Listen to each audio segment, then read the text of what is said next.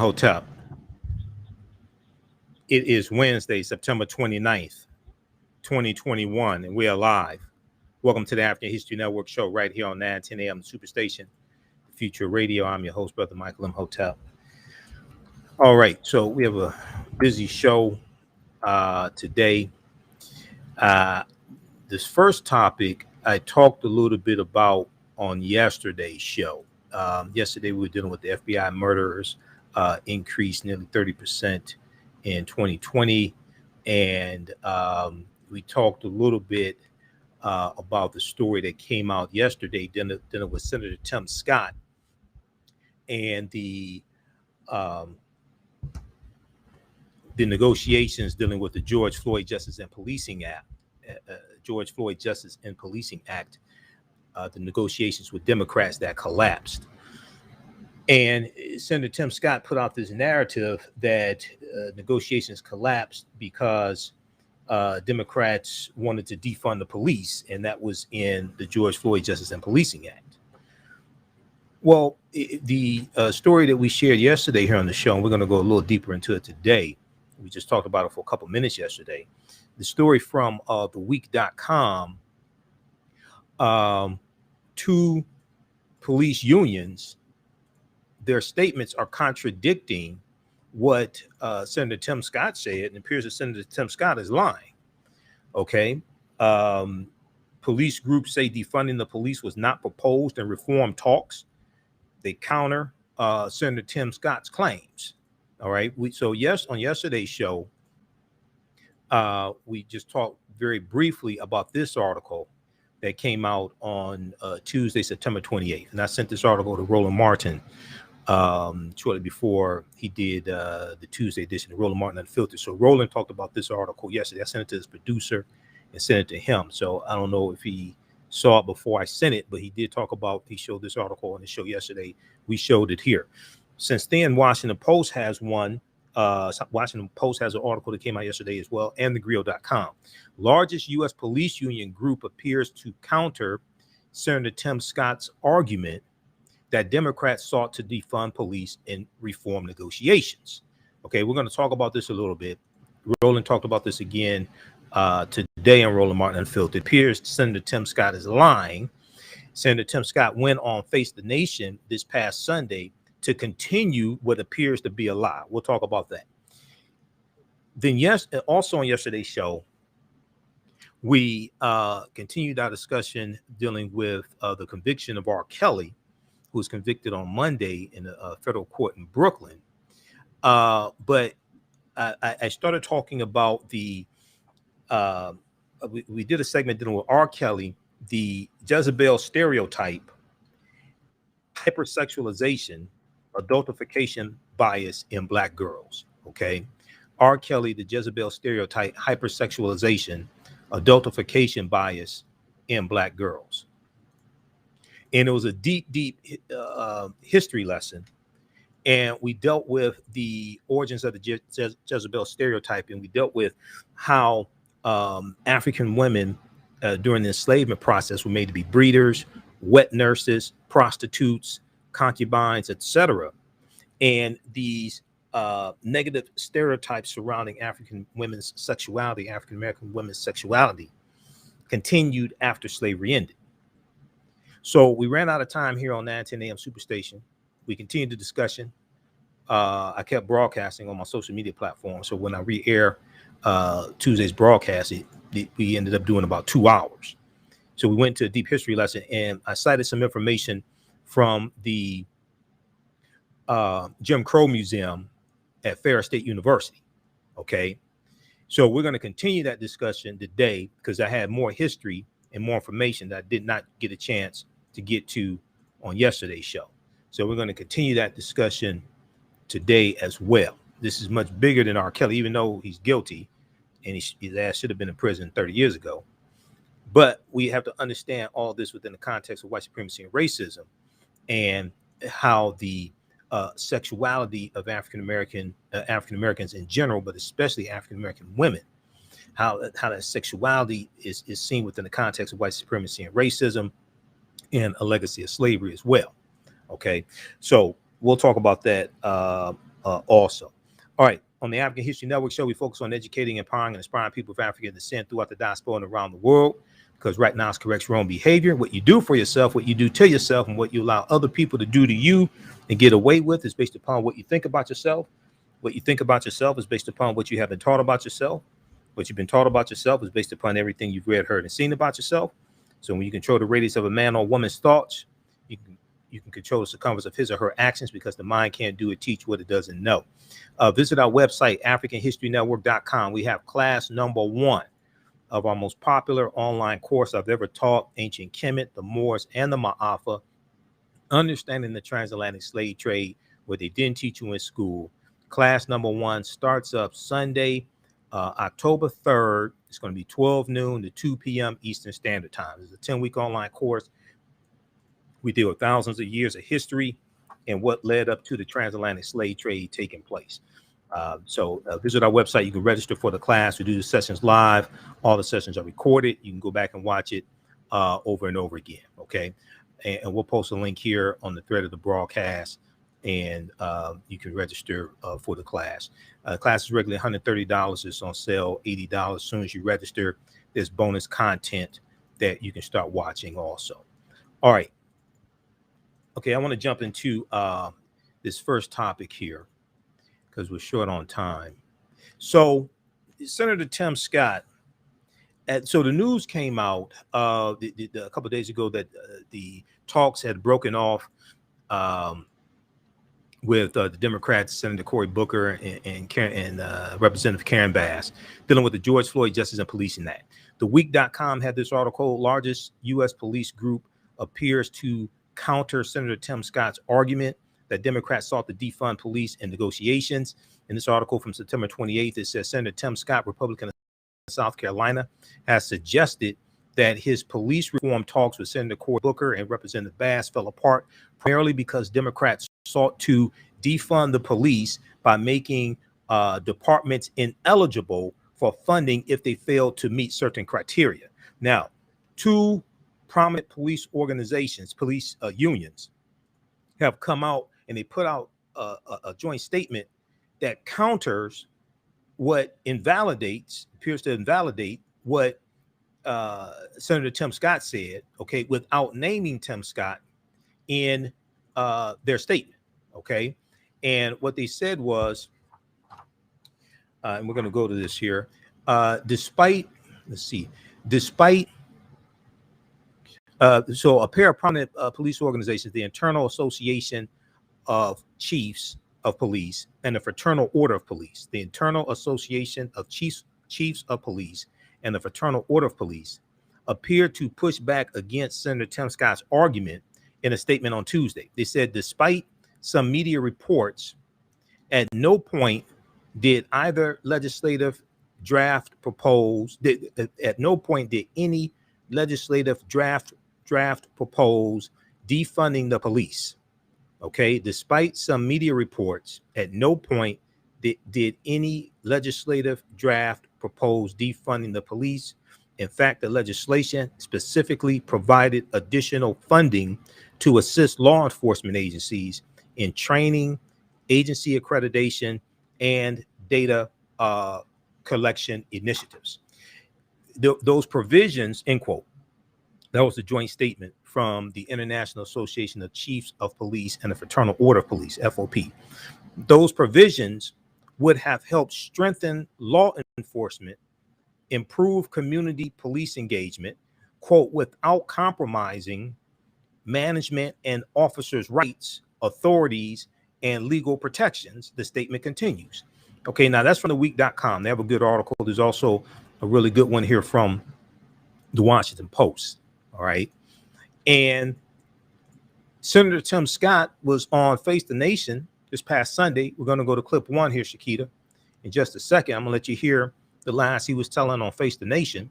We look at the piece here from the Washington Post. Police groups say defunding the police was not proposed in reform talks, counter to GOP senators' claim. Now, they should have said counter to Senator Tim Scott's claim. That's what they should have said. Should have called his ass out.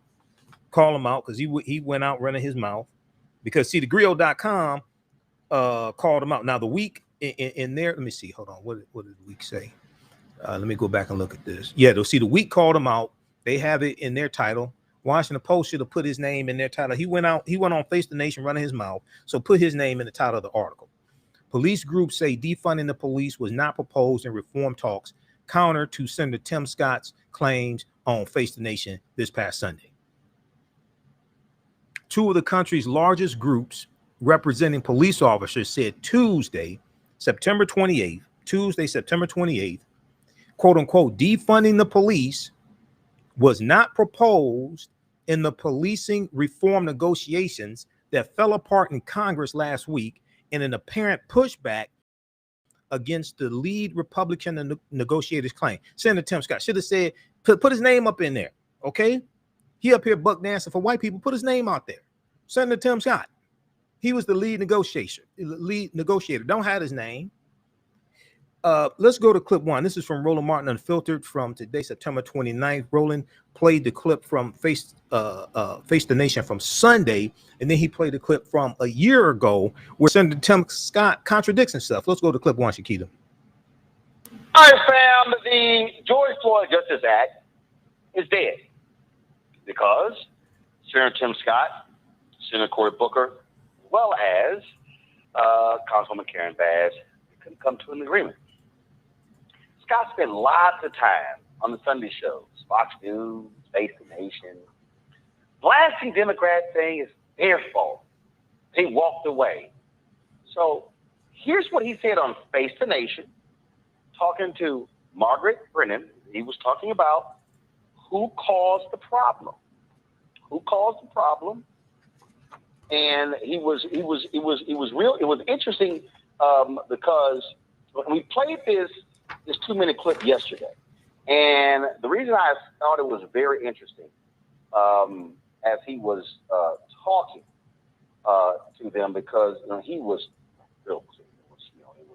They were sitting here and they were trying to defund the police, and they were just wrong, and how dare they, and it was their fault, and then it was Senator Cory Booker. They walked away from the table twice. I mean, he was saying all of those things. Well, is that what really happened? So here's what we played yesterday. I want you to watch this. I want you to listen. Okay? Listen to this. Cory Booker, who was your partner in this. Yes. This started under the Trump administration and continued under the Biden administration. Exactly. When Republicans in control went nowhere, Democrats. Okay, we're coming up on a break. Back it up about 20 seconds. We're going to pick it up right there on the other side of the break. You don't want to miss this. Listen to the African History Network show right here on 910 AM Superstation of Future Radio. I'm Michael Imhotep. We'll be back in a few minutes. All right, stand by. Back from break in 4 minutes. Stand by. How's everybody doing? Share this broadcast and social media platforms. Invite your friends to tune in. Be sure to register for class number 1 of Ancient Kemet, the Moors, and the Ma'afa. Understand the transatlantic slave trade, where they didn't teach you in school. We have that starting up on Sunday, September 1st. Sunday, October 3rd. Sunday, October 3rd, 2021. Stand by. Okay. As soon as we finish this segment here dealing with Senator Tim Scott and the George Floyd Justice and Policing Act, we'll deal with part 2 of R. Kelly, the Jezebel Stereotype, Hypersexualization, and Adultification bias. Stand by. How's everybody doing? Okay, we got Sharon. We've got who has not taken this 10-week online course that I teach, dealing with thousands of years of history and what led up to the transatlantic slave trade taking place. The second class that I teach, from the Civil War to the Civil Rights Movement of Black Power, 1865 to 1968. That second class picks up where this first class leaves off. Okay, and we deal with ancient Africa. We deal with the Nile Valley region of Africa. We deal with the 800-year occupation of Europe by the Africans known as the Moors. All of that information. Stand by.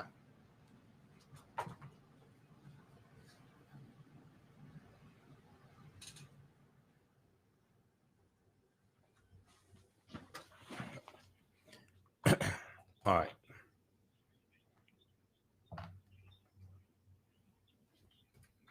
Love, sex, health issues, and much, much more. Unfortunately, many people confuse what racism is. Racism is a power structure. It was laws and policies that put us in this predicament. It's going to be laws and policies that take us out. So when you control the radius of a man or woman's thoughts, you can control the compass of his or her actions because the mind can't do or teach what it doesn't know. We have it all on 910 AM Superstation. 910, the Superstation, Detroit's only African-American talk radio. Welcome back to the African History Network show right here on 910 AM, the Superstation, the Future Radio. I'm your host, Brother Michael Imhotep. It is Wednesday, September 29th, 2021, and we are live.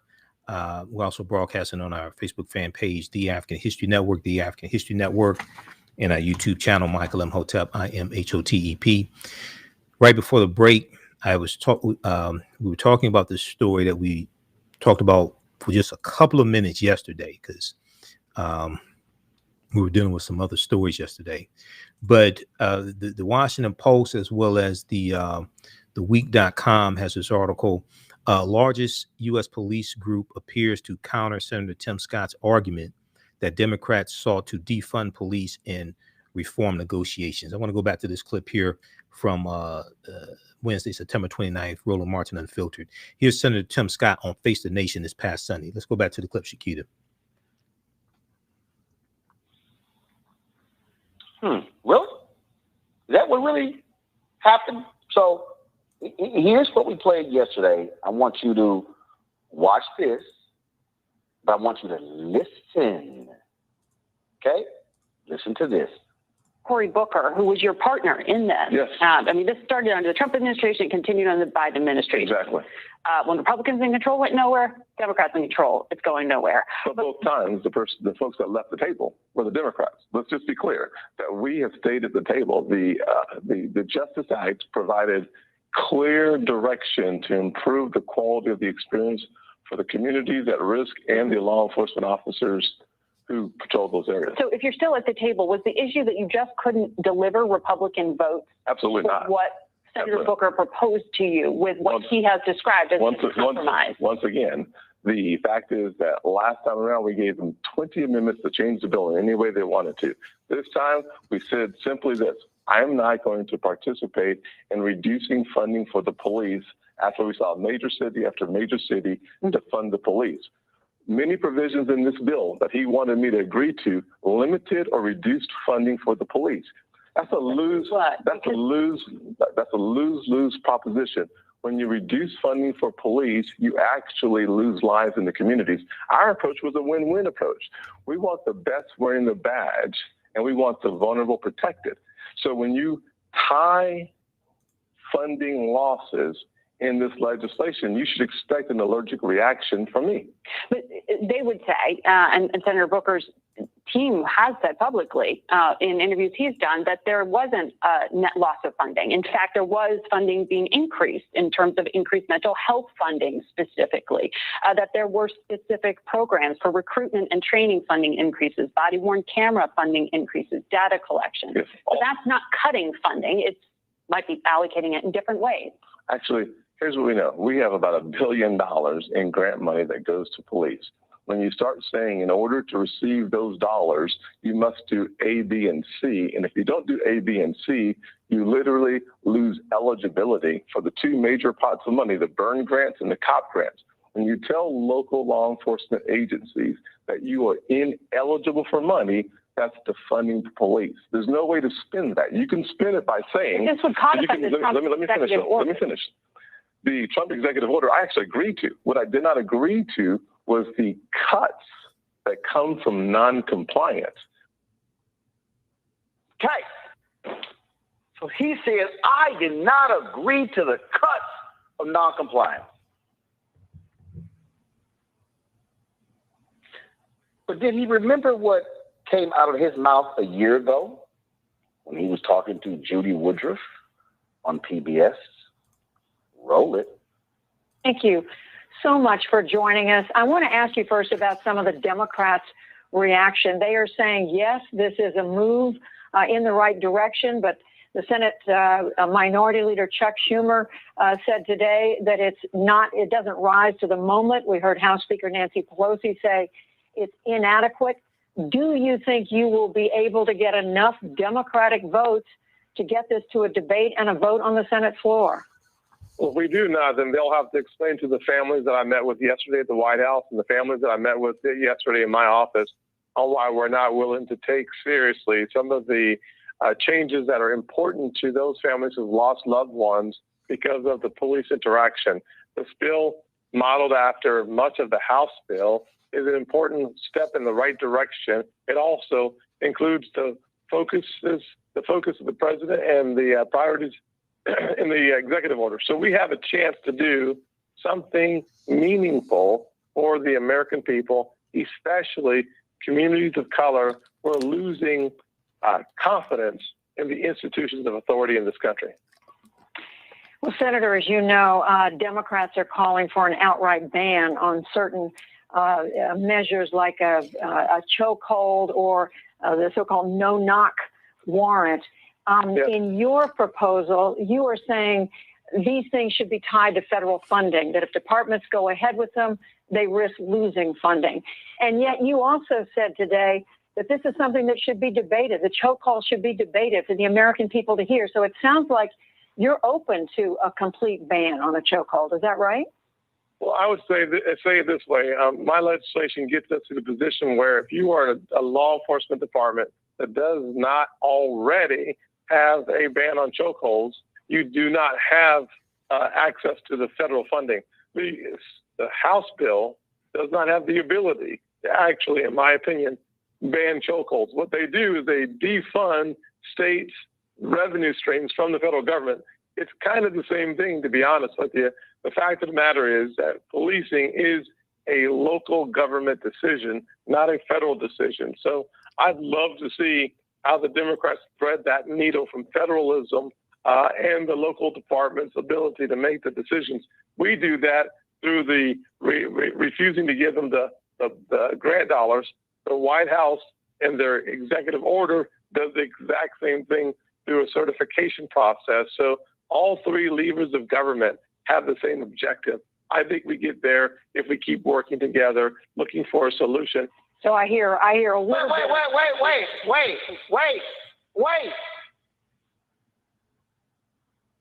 He just said that if y'all don't have it in place, you can't access the federal money. He then said there's a certification process. So if y'all don't go through it, y'all don't get the money. Hey, pause it right there, Shakita. Is that not? Okay, that's the same as defund. That's what he's calling defund the police. That's what Tim Scott was proposing last year when Tim Scott was the one who crafted the bill, the Republicans' version of a police reform bill, back when the protests were out in the street over George Floyd. Tim Scott was the one who mainly crafted the Republicans' version of a police reform bill, which was very weak.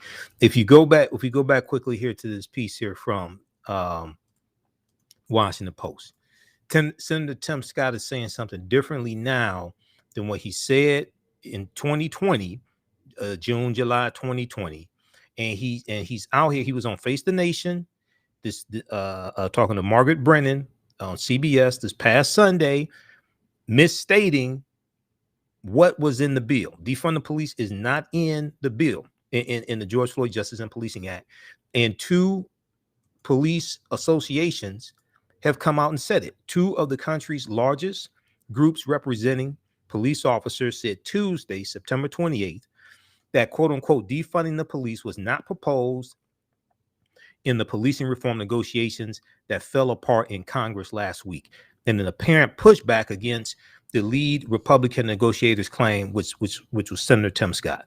The International Association of Chiefs of Police and the Fraternal Order of Police said in a joint statement Tuesday that they were disappointed that Senate negotiators could not reach agreement on police reform legislation, end quote, and remain committed to enacting carefully balanced and thoughtful legislation on the topic. They went on to say, despite some media reports, at no point did any legislative draft propose defunding the police, the group said in their statement. They went on to say, quote, in fact, the legislation specifically provided additional funding to assist law enforcement agencies in training, agency accreditation, and data collection initiatives. It is our joint belief that the provisions under discussion would have strengthened the law enforcement and helped improve the state of community police engagement without compromising management and officers' rights, authorities, and legal protections. Now, when Tim Scott was talking to Margaret Brennan this past Sunday on Face the Nation, he didn't complain about qualified immunity.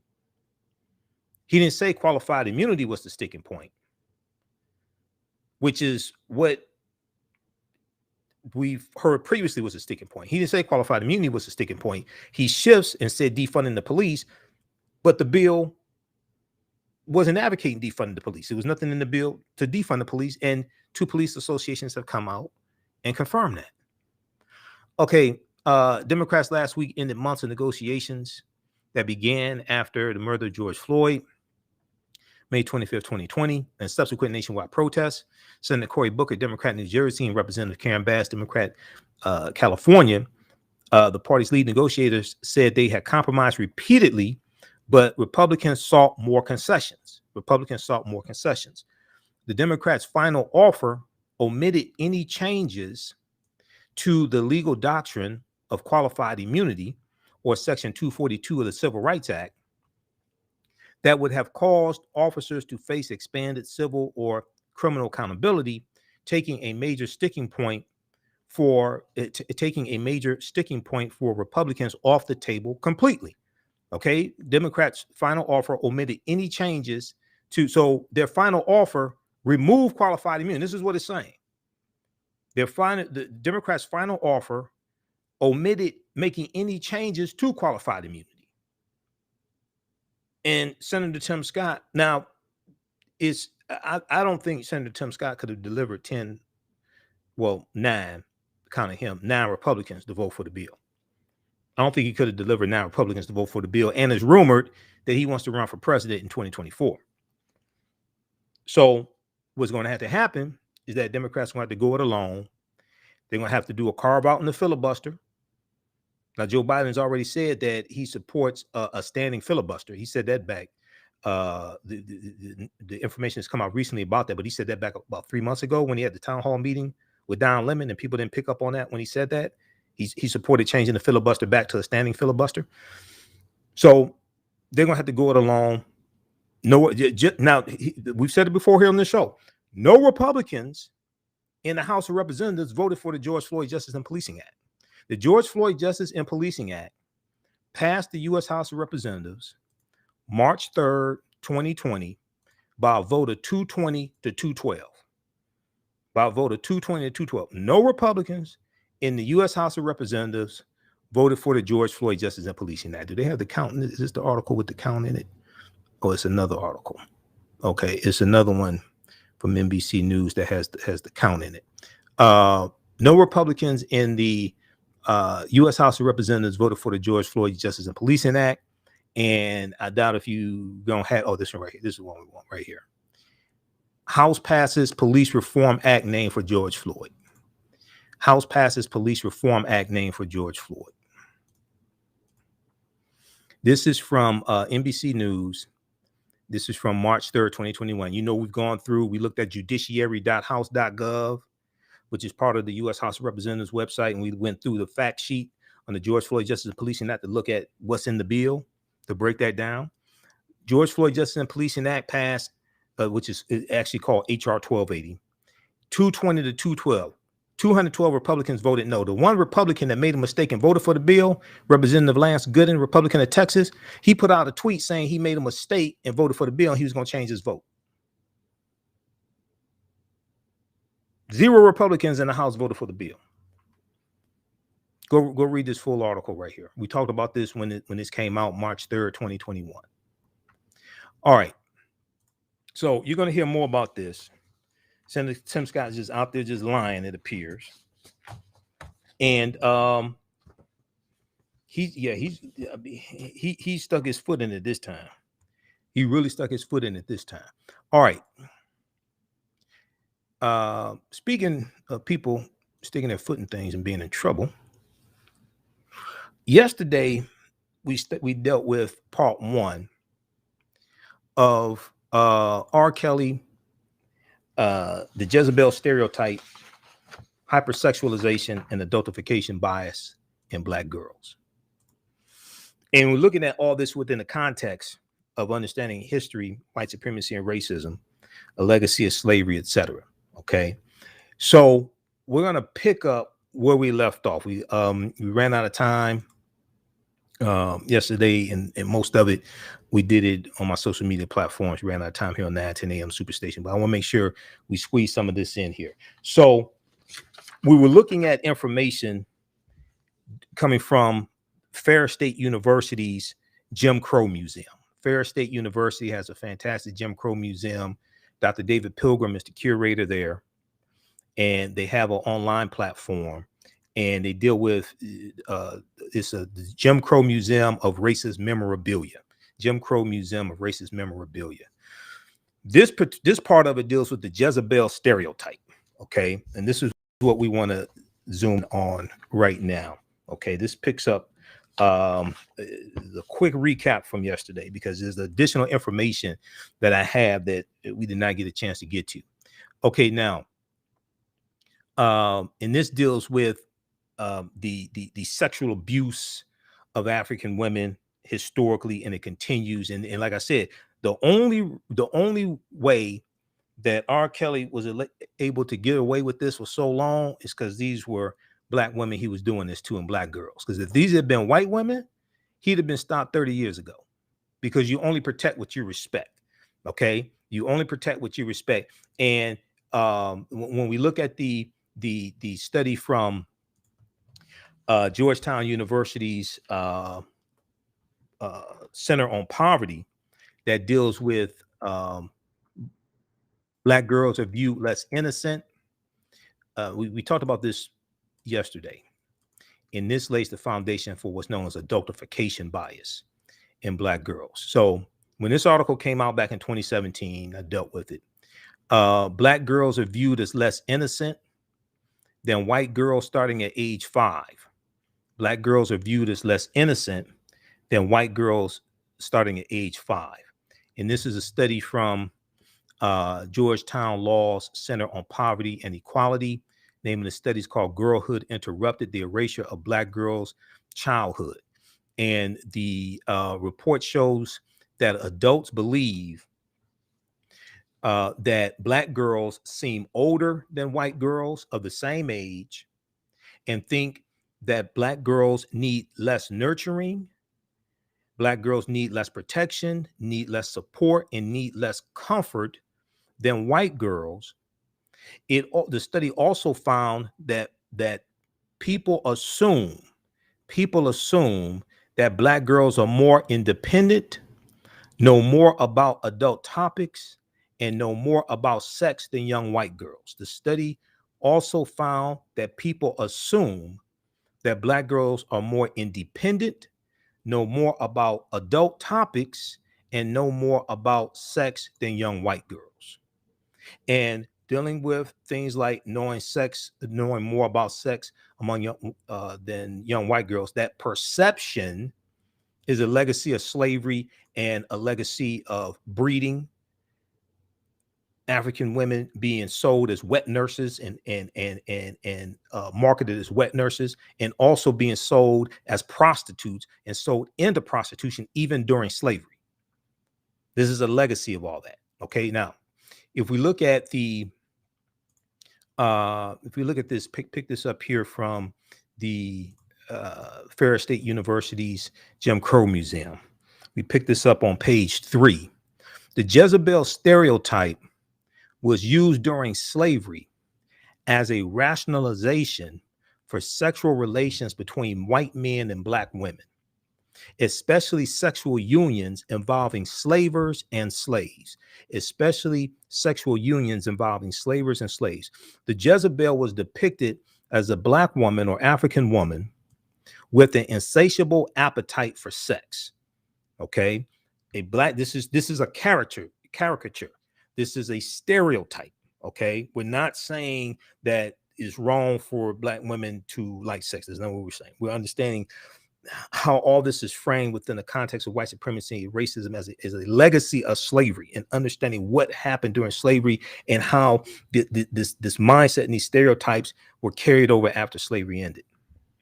The Jezebel was depicted as a black woman with an insatiable appetite for sex. She was not satisfied with black men. The slavery era Jezebel, it was claimed, desired sexual relations with white men. Therefore, white men did not have to rape black women. Yesterday, we also talked about how African men and women were property during slavery. So it was not by white people from their mindset. It was perceived that you could not rape a black woman, an African woman, because she was your property. Okay.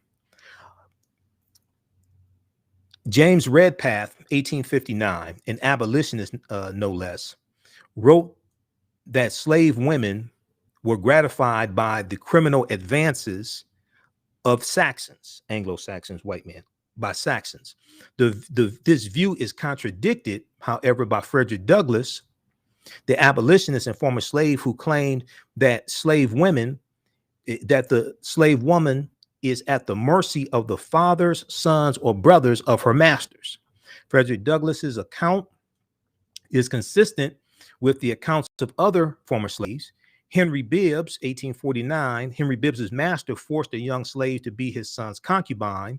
Later, Henry Bibbs and his wife were sold to a Kentucky slave trader who forced Henry Bibbs' wife into prostitution. Now, slave women were property. African slave women were property. Therefore, legally, they could not be raped. Often, slavers would offer gifts or promises of reduced labor if the slave woman would consent to sexual relations. And there were instances where the slaver and slave shared sexual attraction. However, quote, the rape of a female slave was probably the most common form of interracial sex, end quote. D'Emilio and Friedman, 1988, page 102. There's citations at the end of this piece here from the Jim Crow Museum. A slave woman explained, quote, when he make me follow him in the bush, what use me to tell him no? He have the strength to make me. At the same time, black men convicted of raping white women were usually castrated, hanged, or both. Now, people made decisions based on the option they have and the options that they perceive. The objective realities of slavery, and the slaves' subjective interpretations of the institution both led female slaves to engage voluntarily in sexual unions with whites, especially slavers, their sons, and their overseers.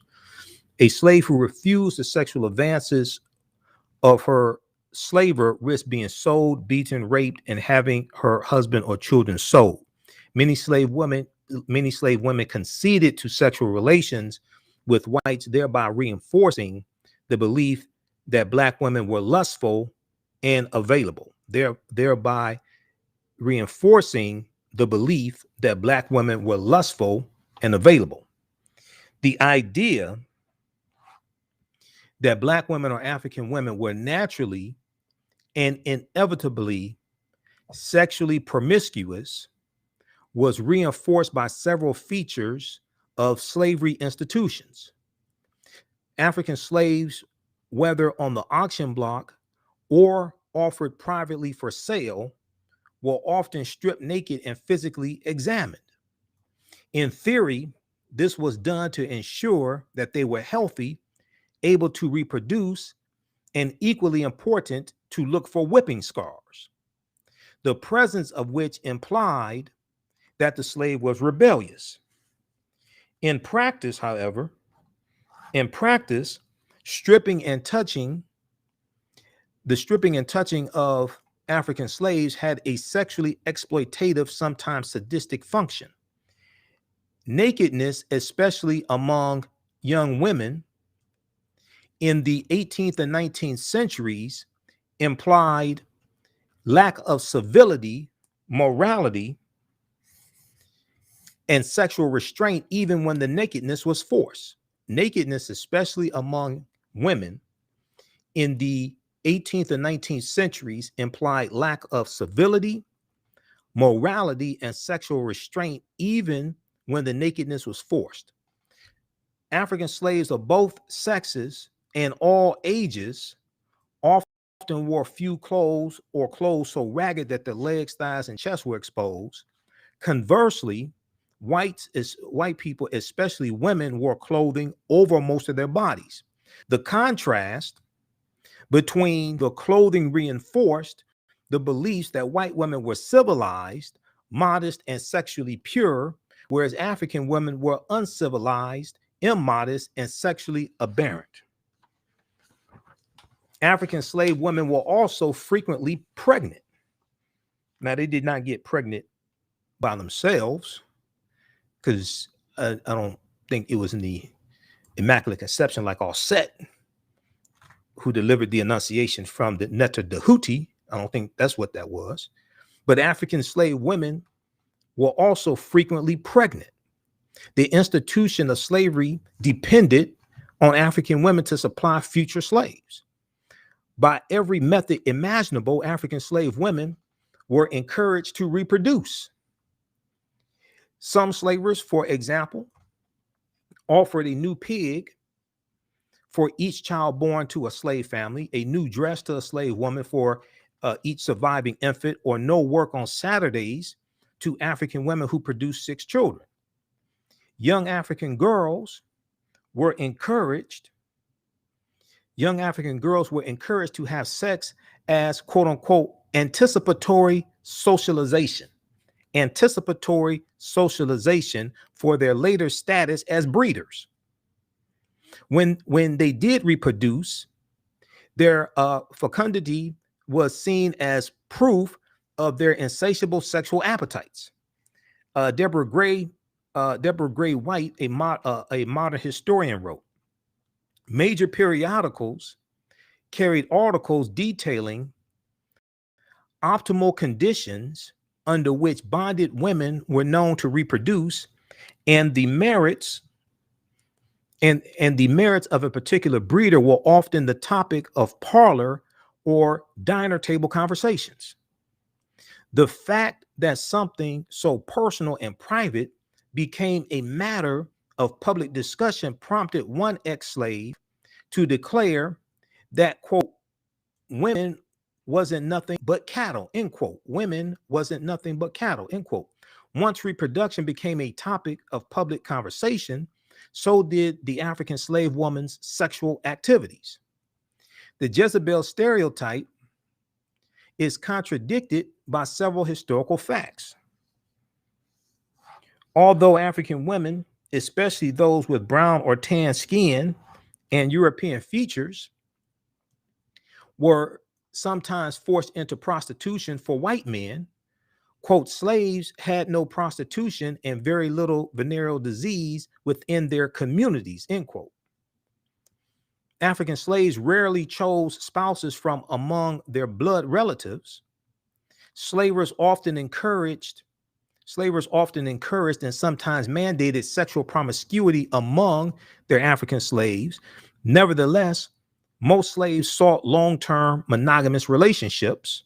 Even during slavery, we had ceremonies, if we were allowed to perform them, if we were allowed to, have them on the plantation. We had ceremonies that got married. And after marriage, one of the things that the Freedmen's Bureau is doing, the U.S. Bureau of Freedmen, Refugees, and Abandoned Lands, one of the things they're doing is helping us find lost loved ones, putting ads in newspapers to help us find lost loved ones that were sold off during slavery. And they're helping us get married legally, because we always value family. So after slavery ends, we could legally get married. This is something that we were pursuing as well. Now, African slaves married when allowed, and adultery was frowned upon in most black communities. During Reconstruction, quote, slaves eagerly legitimated their unions, holding mass marriage ceremonies and individual weddings, end quote. Let me see here. Unfortunately for African women, emancipation and Reconstruction did not stop their sexual victimization. From the end of the Civil War to the mid-1960s, no Southern white male was convicted of raping or attempted to rape a black woman, yet the crime was common. Black women, especially in the South or border states, had little legal recourse when raped by white men, and many black women were reluctant to report their sexual victimization by black men for the fear that the black man would be lynched. Now, we're going to come back to this in just a second. We're going to lose 9:10 a.m. Superstation here in a couple minutes. I want to go quickly to this article here that I saw in doing research on this topic. There's a piece from International Business Times from September 28th. And this is called R. Kelly Conviction.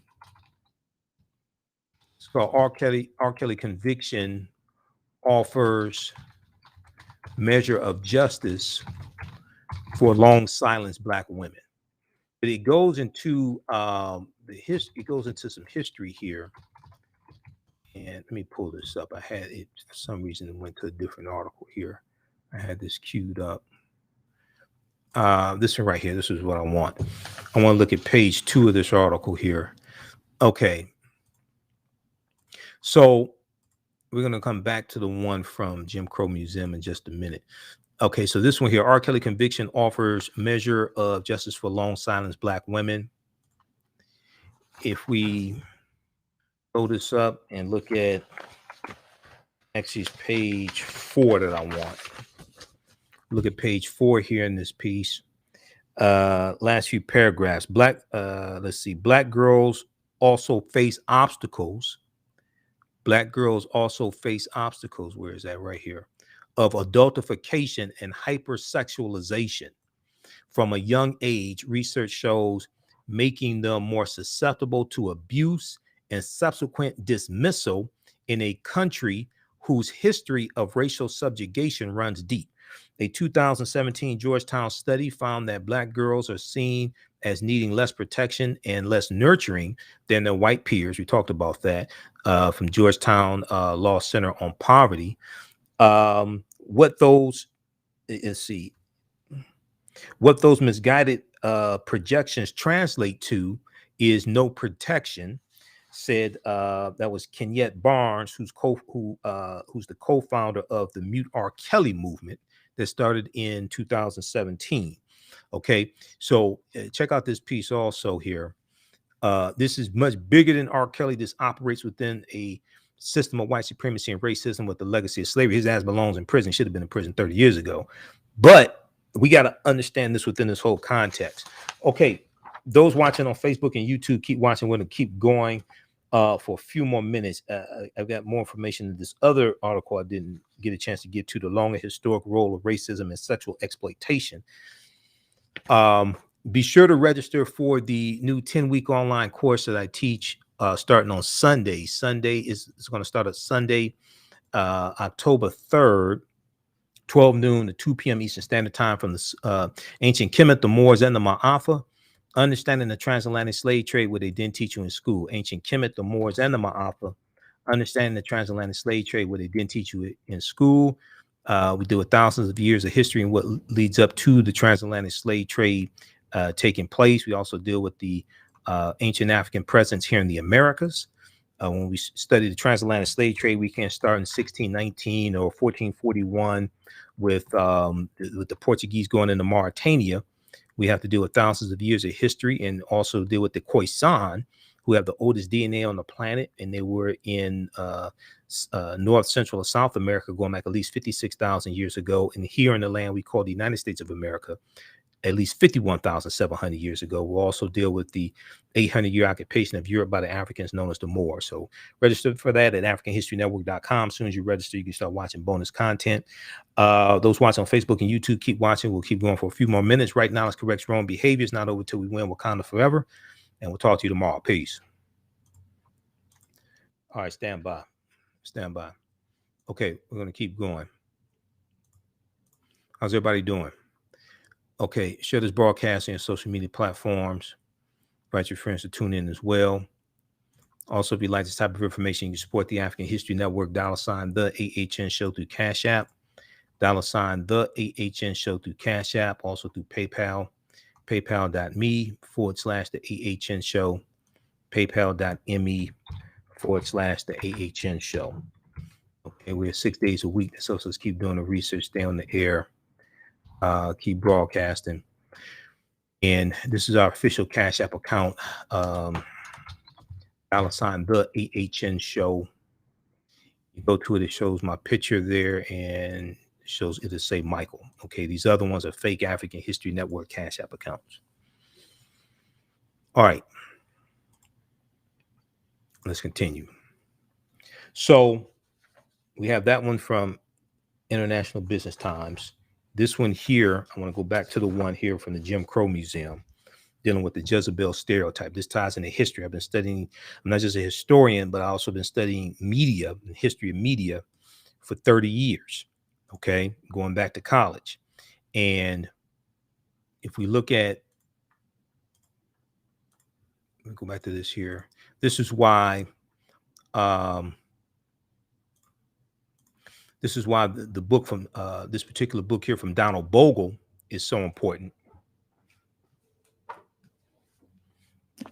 This one right here, I showed you this book yesterday, Blacks in American Films and Television, an Illustrated Encyclopedia by Donald Bogle.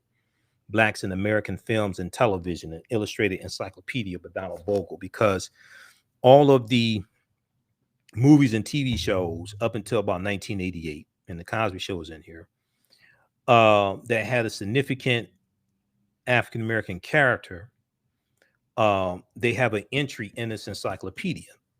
Okay, and you go through, and I've gone through and read this and studied a lot about African-American cinema, going back to Oscar Micheaux, going back to after the movie The Birth of a Nation comes out in 1915, and we're putting out movies that are answers to The Birth of a Nation. And there was a whole industry of movies that we were directors and writers, and we owned a lot of the production companies. They were called race movies.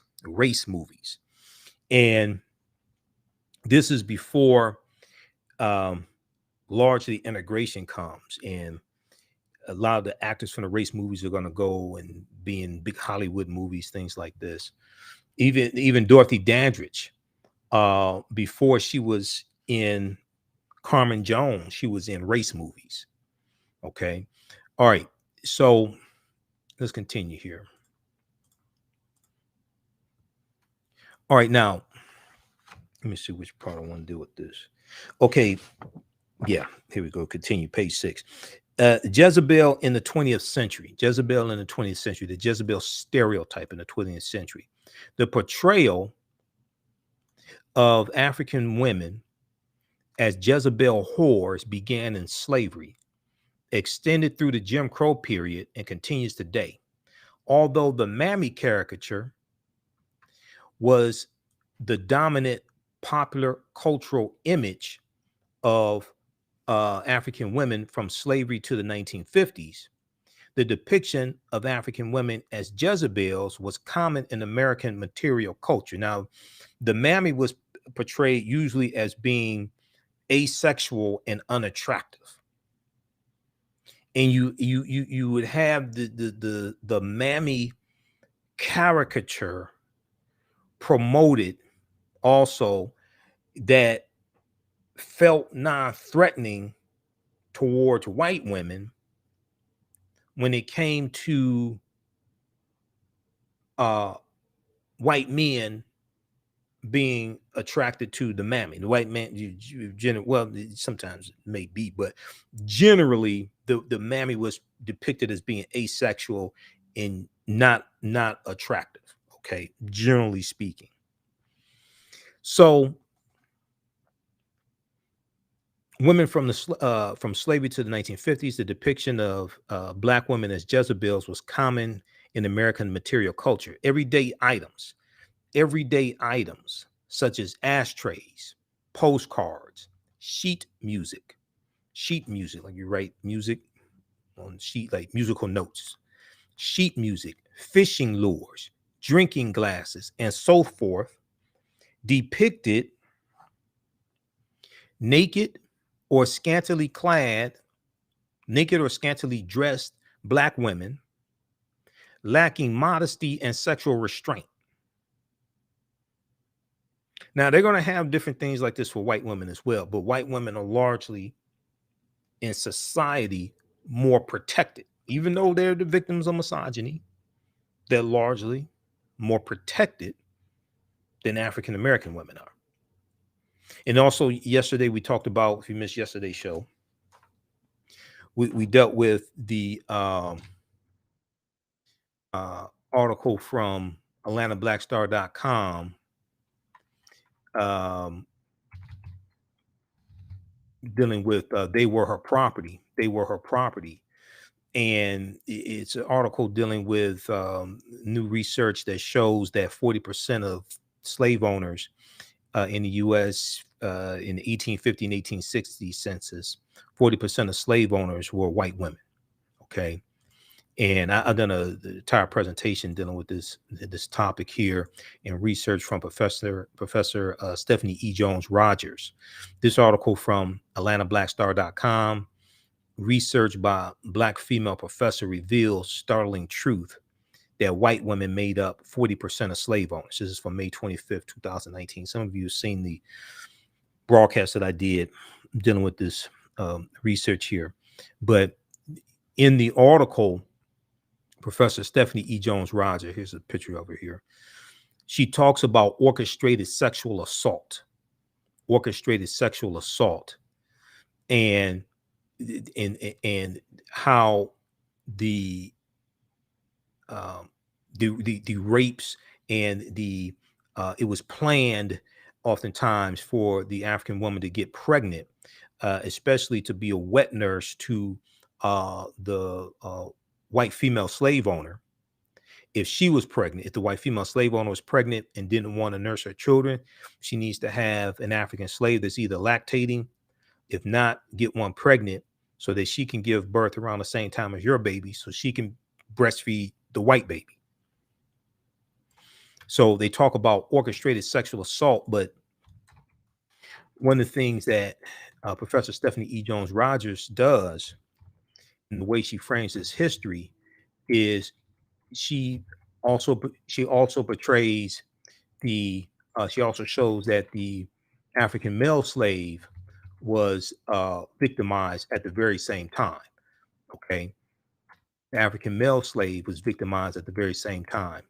As the women got pregnant and had their own families, they reportedly orchestrate sexual assault as the white women got pregnant. I think she's talking about the white women here. Let me close this out here. Okay. Let me back up for a second here. Then we'll go back to the Jim Crow Museum. Once they came of age, white women also reportedly got involved in the slave market because they were trading, buying enslaved Africans. And for wealthy white women, owning slaves made up a bigger part of their wealth than owning land, generally speaking. Aside from beating slaves once they owned them, white women bought, sold, and sought out their return. The notion flips the previous belief of scholars that white women abstained from engaging in such activity as it was deemed improper. As the women got pregnant and had their own families, they'd reportedly orchestrate sexual assaults between enslaved people so that enslaved black women could be available to nurse white women's children. So that enslaved black women could be available to nurse white women's children. This in addition to tearing enslaved women's babies away from them so they could nurse white women's children and avoid becoming, as Professor Stephanie E. Jones Rogers stated, one white woman slave owner said, quote unquote, a slave to her children. Advertisements for wet nurses were plastered throughout newspapers, reportedly creating a massive market for enslaved African women who recently delivered children. Okay. So read the rest of this here. We talked about this yesterday. This piece here from AtlantaBlackStar.com. Research by Black female professor reveals startling truth that white women made up 40% of slave owners. See, all this history, this is why I came out so strongly against the song WAP by Cardi B and Megan Thee Stallion. But the majority of my criticism was directed toward Atlantic Records, which is the white corporation that financed the song and financed the music video, that used mainly two women of African descent to market prostitution and hypersexuality and all this nonsense, as well as the other women of African descent in the video, but mainly Cardi B and Megan Thee Stallion. They're being used. And this is financed by a white plantation called Atlantic Records. Okay, so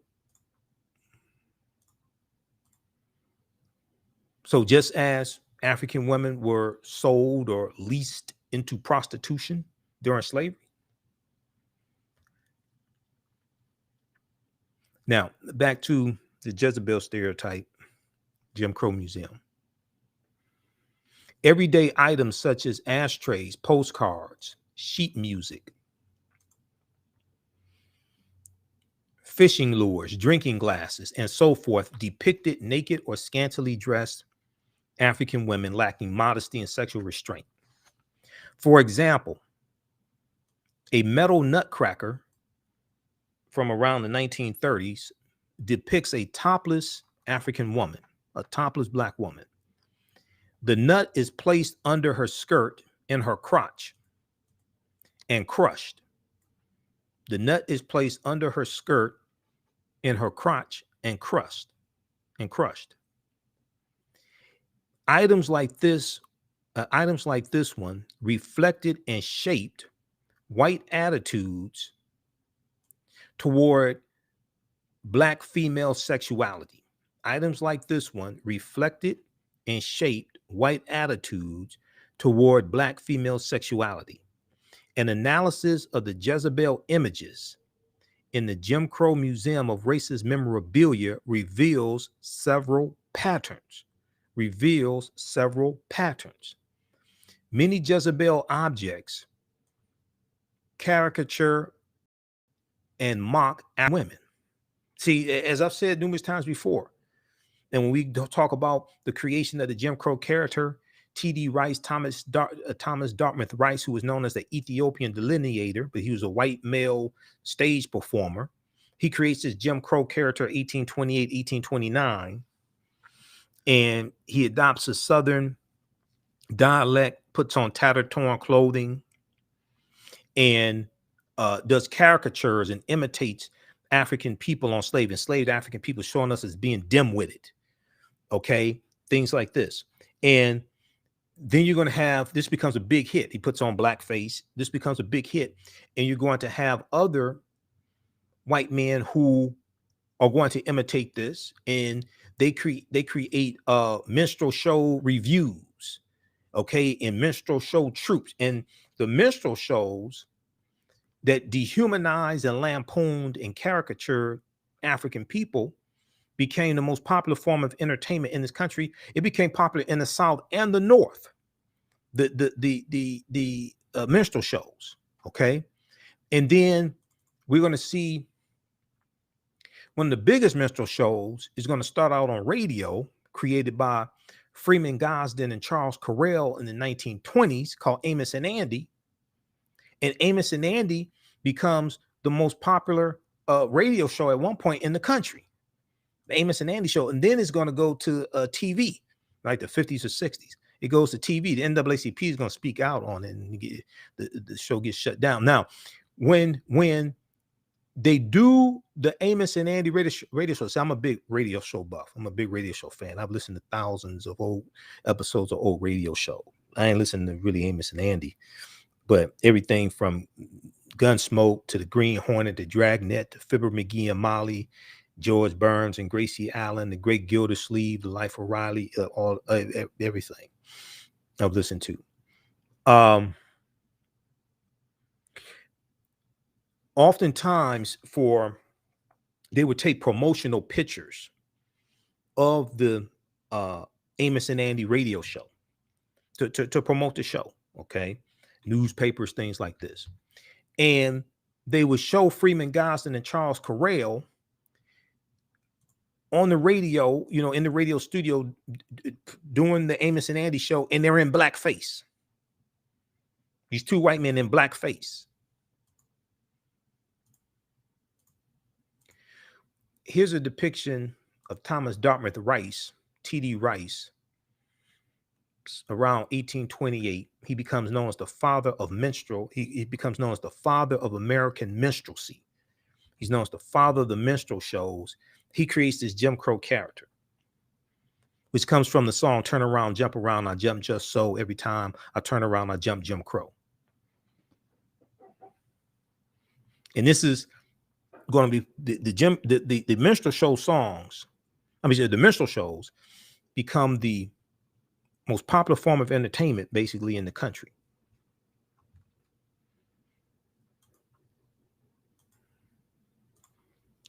All right, that's a slide from one of my lectures dealing with the Jim Crow character, and to show you how and see the dehumanization of African people has always been entertainment for this country. You go to 1916, a man named Harry C. Brown records a song for which lecture is that in? He records a song for Columbia Records called "N-Word Love a Watermelon, Ha Ha Ha." N-Word Love a Watermelon, Ha Ha Ha. The song becomes a big hit. Okay. And the song uses, I think is that song, yeah. N-Word Love a Watermelon, yeah.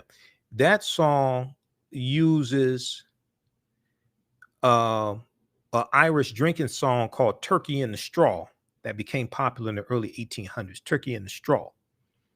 But let me see. We have okay, we got T.D. Rice in here. I mean, not T.D. Rice. We have Harry C. Brown. Where is he?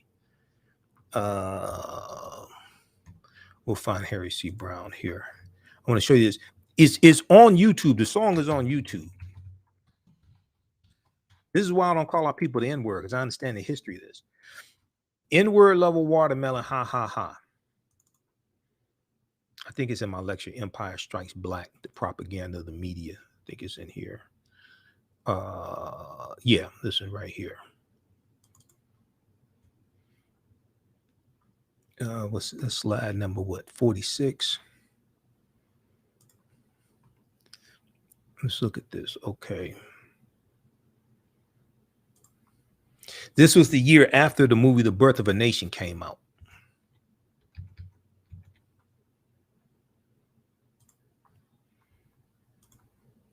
Let's look at this one here. Now, this song is the song is on YouTube. You can go listen to it after you finish watching this broadcast. Okay, N-Word Love a Watermelon, Ha Ha Ha. That's the name of it. N-Word Love a Watermelon, Ha Ha Ha. Recorded by Harry C. Brown, 1916, Columbia Records. That's the name of the song. Now, what happened was, let me look at this file folder here. So there's a popular song on ice cream trucks that still drive around.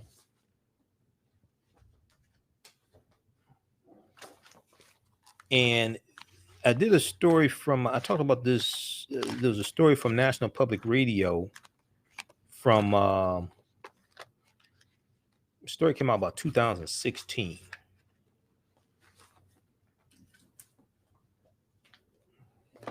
Story about 2016, and it talks about popular song on ice cream trucks. Hold on, where is that? Popular song from ice cream trucks, and how it's connected, the connection to minstrel show songs.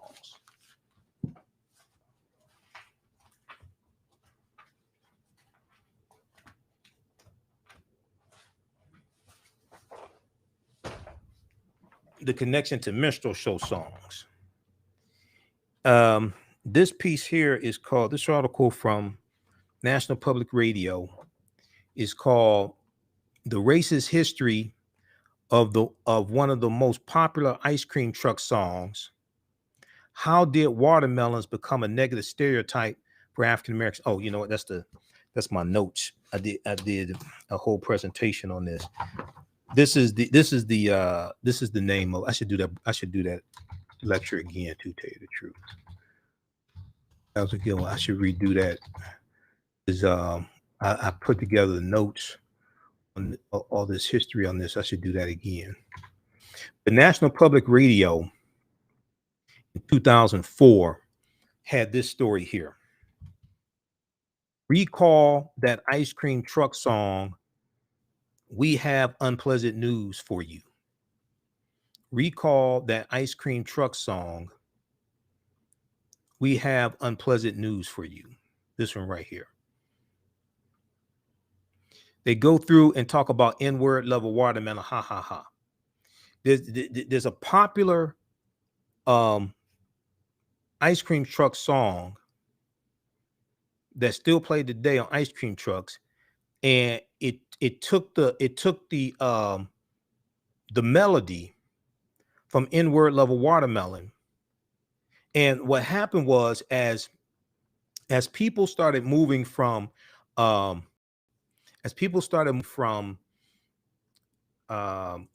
country into cities, okay, you're going to have a situation where ice cream trucks are driving through the cities. Let's see. For his creation, Harry C. Brown simply used the well-known melody of the early 19th century song "Turkey in the Straw," which dates to the even older and traditional British song "The Old Rose Tree." Okay, the song is on YouTube. All you do, just search for Harry C. Brown, N-word level watermelon. Now, the tune was brought to America's colonies by Scots Irish immigrants who settled along the Appalachian Trail and added lyrics that mirrored their new lifestyle. Then it talks about blackface minstrels steal the show. In the late 1820s, okay, they talk about T.D. Rice. They talk about this minstrel show character called Zip Coon. Zip Coon was a dandy who was from the North, and he wore the finest clothing, and he tried to use big words that he didn't understand. And this caricature of a Northern African American was used to undermine educating African Americans, to show that it was useless to do so. Okay, in the late 1820s, the music was given new lyrics, which dripped with the racism, entitled Zip Coon. The blackface character of the same name parodied a free black man attempting to conform to white high society by dressing in fine clothes and using big words. Okay, he was known as a dandy. 50 years later, in post Bellum America, okay, after the Civil War, the character became an archetype of the Black urbanite and propelled minstrel shows to the height of their popularity. Zip Coon was the city slicker counterpart to the dim-witted rural blackface character whose name became infamous in the 20th century America, Jim Crow. So the companion, the city slicker from the North, companion to the Southern ignorant black from the South, Jim Crow, the Zip Coon was the companion to Jim Crow. These two characters would often interact on stage and were the inspiration for the hugely successful Amos and Andy act decades later. But then they go and they talk about the ice cream trucks. Let me see here. Whenever I hear the music. So basically, it's basically what they talk about is how when the ice cream trucks came through at the turn of the 20th century, one of the nation's most popular collectibles was coon cards. Okay. Follow the namesake. When the ice cream trucks would come around and they play these minstrel show songs, it took people back in their minds to a happier time. And it was used to appeal to them. This is what the article talks about then with this history, okay? And how this ends up as a popular song on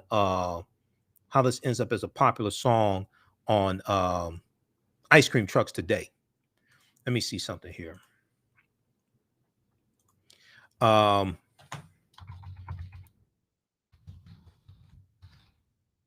We'll go to YouTube right quick for Turkey in the Straw.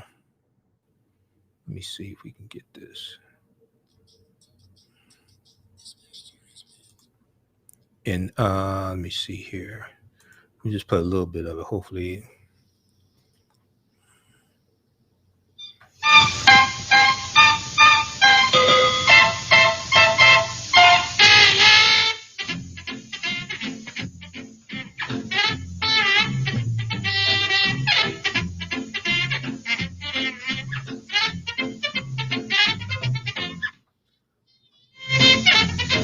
Okay, so that's Turkey in the Straw, but that was the melody of N-word level watermelon. Ha ha ha. We'll post this link here. That's on YouTube. That's the version from 1942. That song. That's the version from 1942. Turkey in the Straw. Okay, now.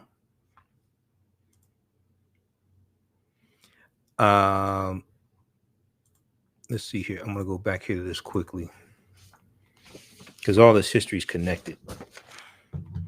I should do this. I should do this presentation again dealing with the ice cream truck and watermelons because I found my notes on it. Now, going back to this, and this is page 6. Jezebel in the 20th century. Okay. Many of the Jezebel objects caricature and mock African women. Many of the Jezebel objects caricature and mock African women. For example, in the 1950s, Zulu Lulu, I guess she was from Europe. Guess she was a Viking or something. Zulu Lulu was a popular set of swizzle sticks used for stirring drinks. So you can tell she was African. Zulu. There were several versions of this product, but all show silhouettes of naked African women of various ages. The Zulu Lulu swizzle sticks.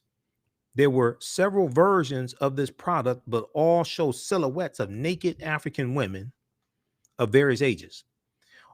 One version read, "Nifty at 50, spiffy at 20, sizzling at 25, perky at 30, declining at 50, droopy at 40.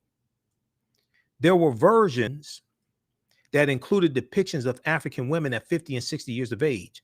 Zulu Lulu was billed as a party gag, as illustrated by this advertisement on the product. So then they showed a picture here, Zulu Lulu with bone through her nose, etc. Now, the Jezebel images which defame African women may be viewed in two categories.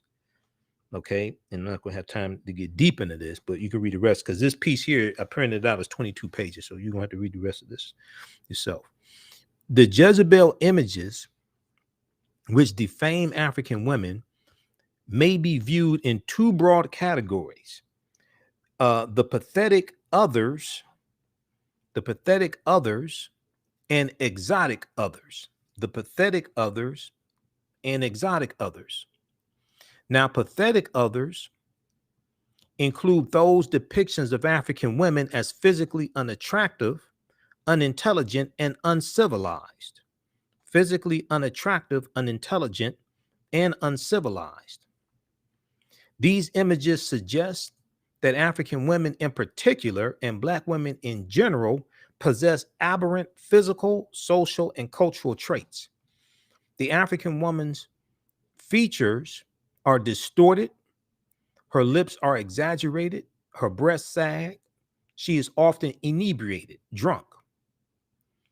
The pathetic other, like the mammy caricature before her, is drawn to refute the claim that white men find Black women sexually appealing, because the mammy caricature was not sexually appealing. Okay, the pathetic other, like the mammy caricature before her, is drawn to refute the claim that white men find Black women sexually appealing. Yet this depiction of the African woman has an obvious sexual component. She is often placed in a sexual setting, naked or near naked, inebriated or holding a drink, her eyes suggesting a sexual longing. She is a sexual being, but not one that white men would consider.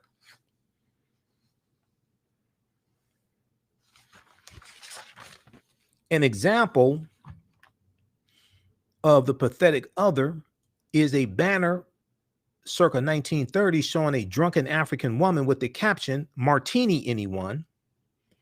The message is clear. The pathetic other is too ugly, too stupid, and too different to elicit sexual attraction from reasonable men. Instead, she is a source of pity, laughter, and derision. This picture right here, "Martini anyone?" The material objects which depict African and Black women as exotic others do not portray them as physically unattractive, although they are sometimes portrayed as being socially and culturally deficient. During the first half of the 20th century, images of topless, completely nude African women, topless or completely nude African women, were often placed in magazines and on souvenir items, planters, drinking glasses, figurines, ashtrays, and novelty items. During the first half of the 20th century, images of topless or completely nude African women were often placed in magazines and on souvenirs, etc. It must be emphasized that the items that depict African and African American women as one-dimensional sexual beings are often everyday items.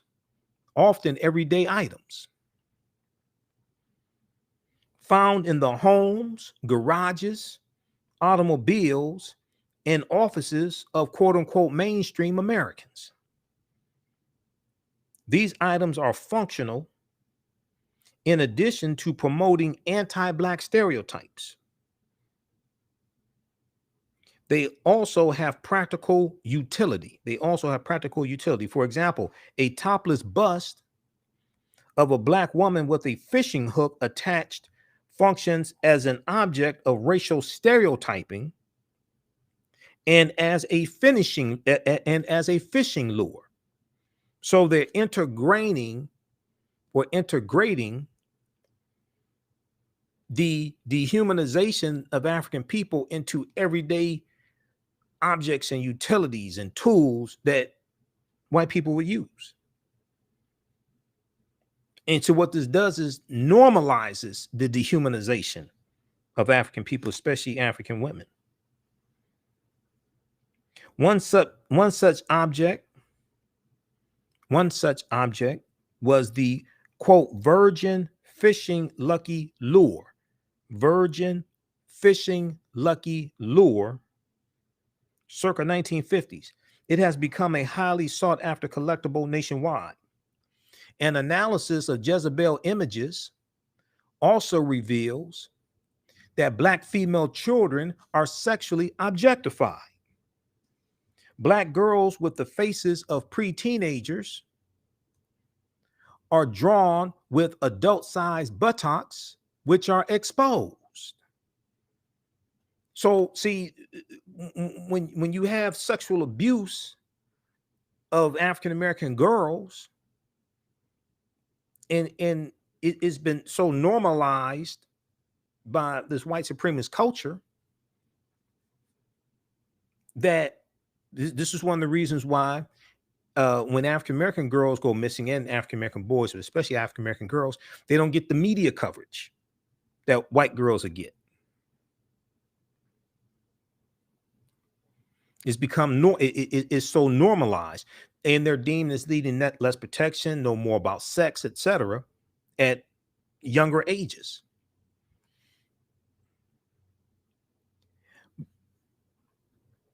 So black girls are naked, scantily clad, or hiding seductively behind towels, blankets, trees, or other objects, okay, in these different images.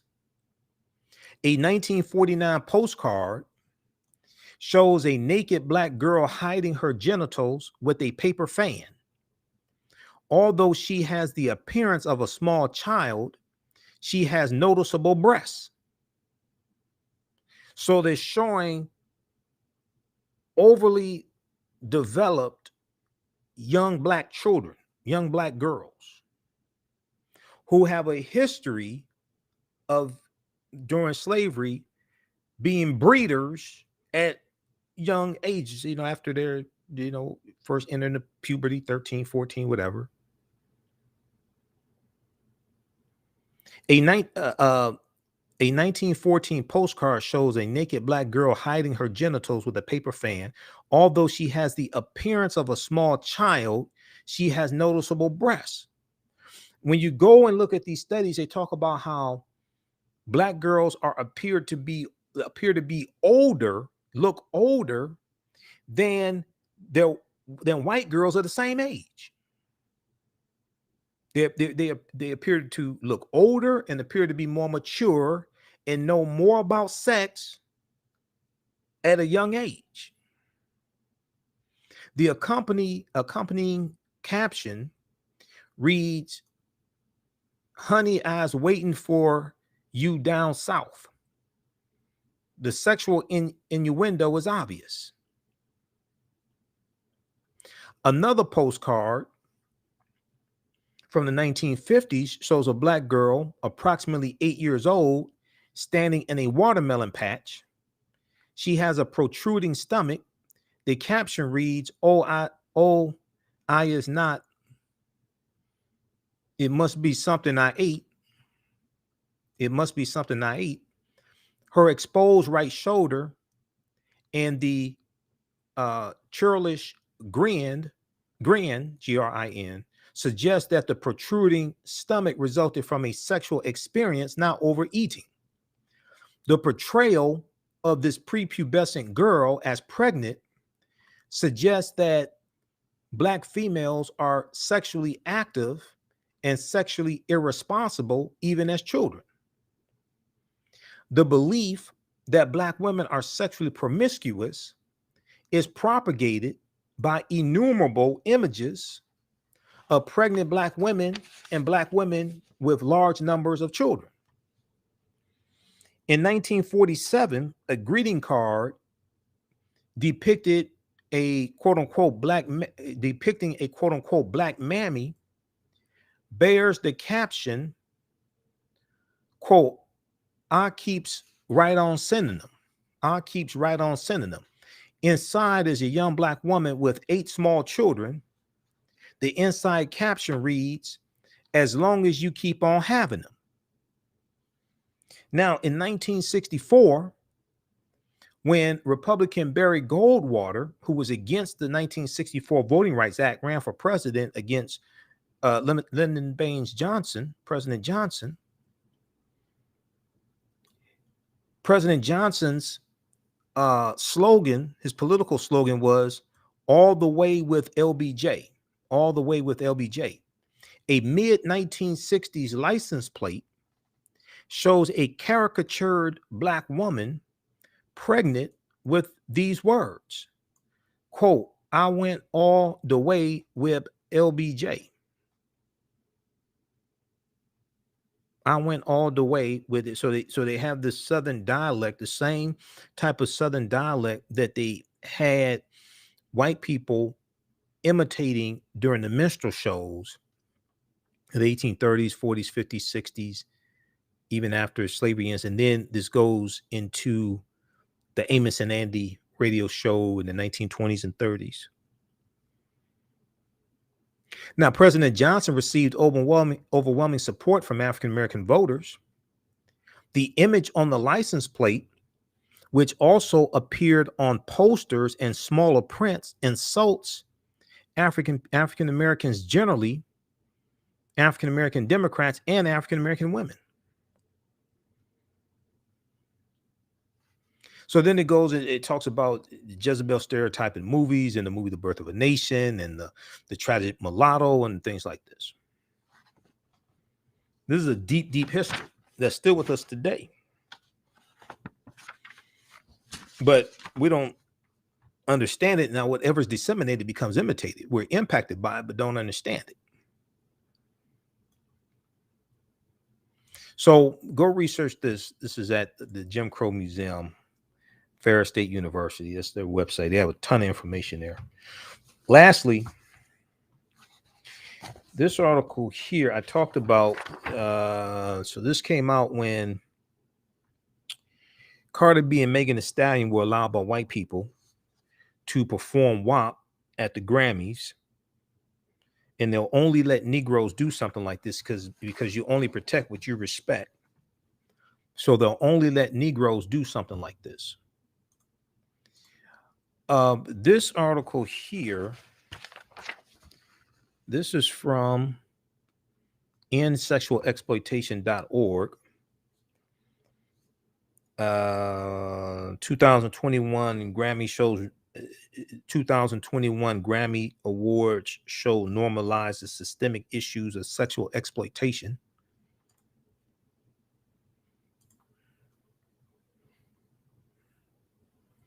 Now, some people may talk about back in, what was that, 2003, at the MTV Music Awards, when there's Britney Spears and Madonna. First of all, if you compare cable TV to broadcast TV, that means you really don't understand the difference between the two of them. And the Grammy Awards is a totally different type of show. That's the Grammy Awards has always been a family oriented show. It's an entirely different type of show than the MTV Music Awards. The FCC regulations on broadcast television are more rigid than cable television.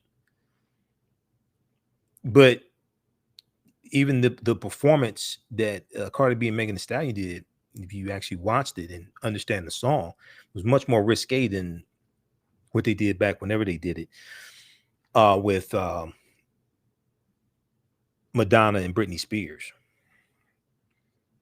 Because you have the lyrics on top of what they were with the Megan Thee Stallion and Cardi B. You had the lyrics on top of what they were doing on stage. So this one here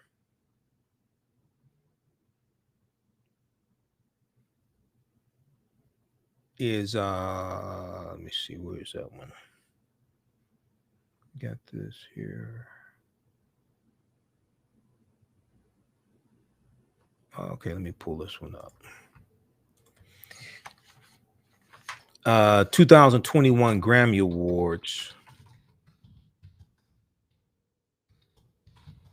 show normalizes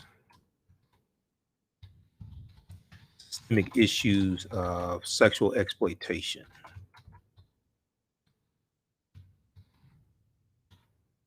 Now, so just so people are clear, so people say, "Oh, you don't like sex, or you against women having sex or something like that." No, I'm not. Nobody loves a lot more than I do, but I just understand certain things. I understand what you don't put out in the media. I understand how all this is manipulated. So I'm not talking about what people do behind closed doors. I'm talking about what is in the media. So let's see here. Okay, let's pull this up. Okay, this article here.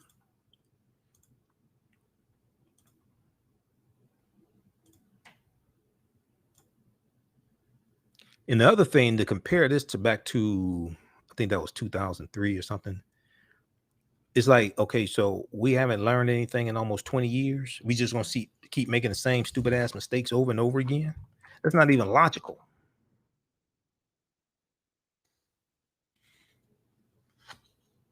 Okay, this piece right here, 2021 Grammy Awards show normalizes systemic issues of sexual exploitation. If we go to, there may be a couple things in the article I disagree with, but they have some good information here. If we go to, scroll down, I want to go to page 6. The long and historic role of racism and sexual exploitation. The long and historic role of racism in sexual exploitation.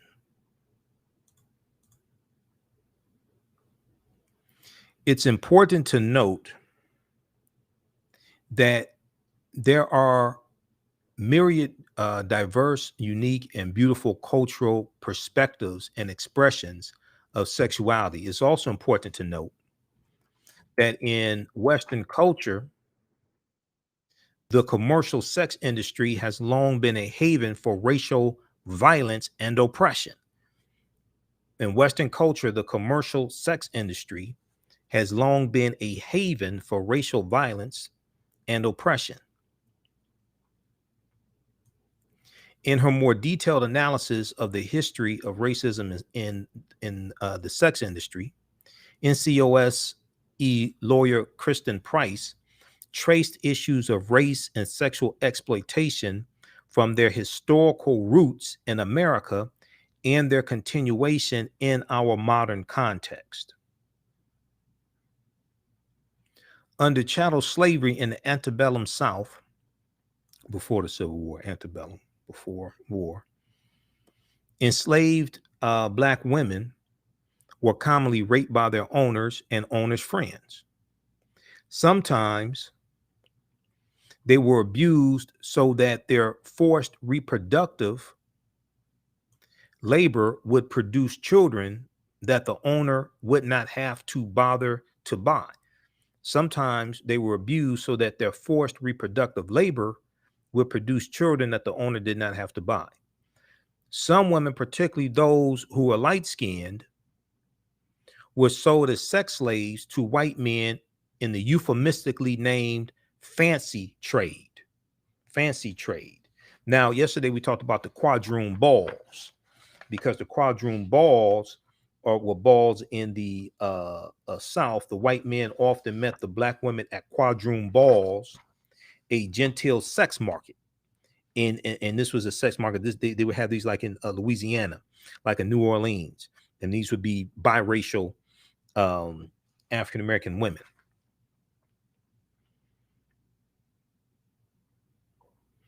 Just outside of Washington, D.C., Isaac Franklin and John Armfield had the largest wealthiest slave trading firm in the United States in the 1820s and 1830s.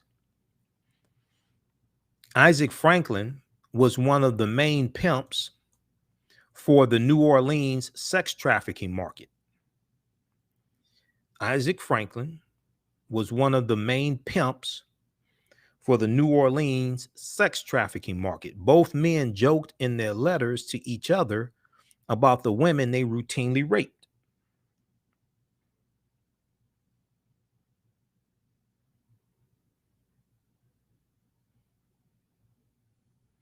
And sex-based and race-based sexual exploitation did not end with slavery.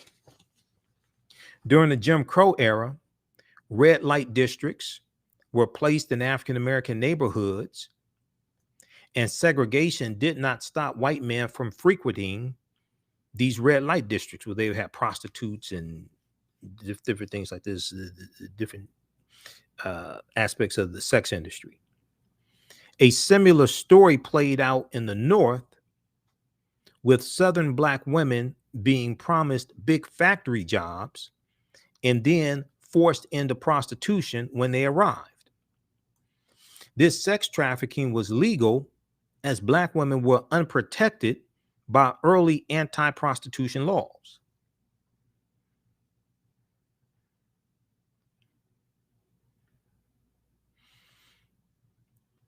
And then they go on to talk about race-based sexual exploitation. Violence continues today.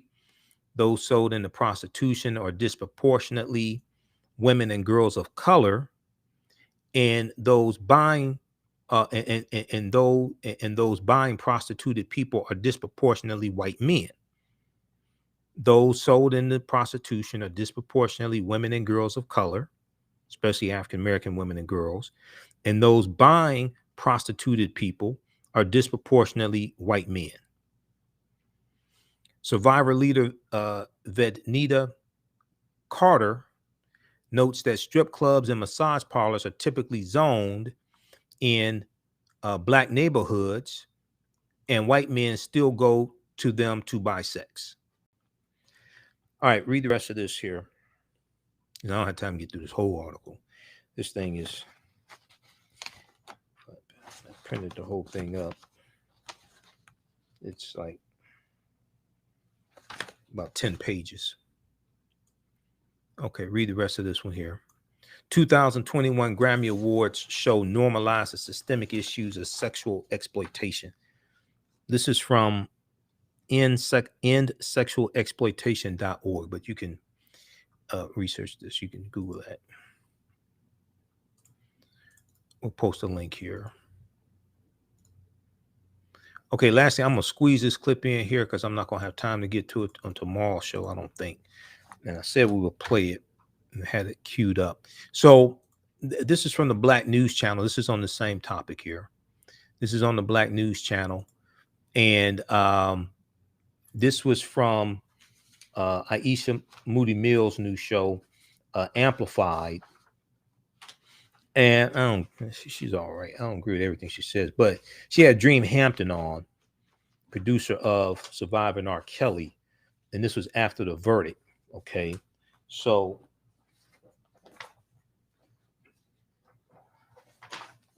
I want to go to this here.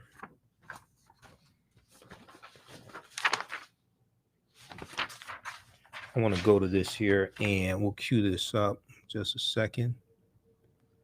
Let me cue this up. Be sure to register for the new 10-week online course that we have starting up on Sunday, October 3rd. Class number 1, from the Civil War to the Civil Rights Movement and Black Power, 1865. And this is Ancient Kemet, the Moors, and the Ma'afa, Understanding the Transatlantic Slave Trade, where they didn't teach you in school. Ancient Kemet, the Moors, and the Ma'afa, Understanding the Transatlantic Slave Trade, where they didn't teach you in school. It's a 10-week online course that I teach, and we deal with thousands of years of history and what led up to the transatlantic slave trade taking place. Okay, so as soon as you register, there's bonus content that you can watch also. And we do the class live. All the sessions are recorded, so you can go back and watch it over and over again.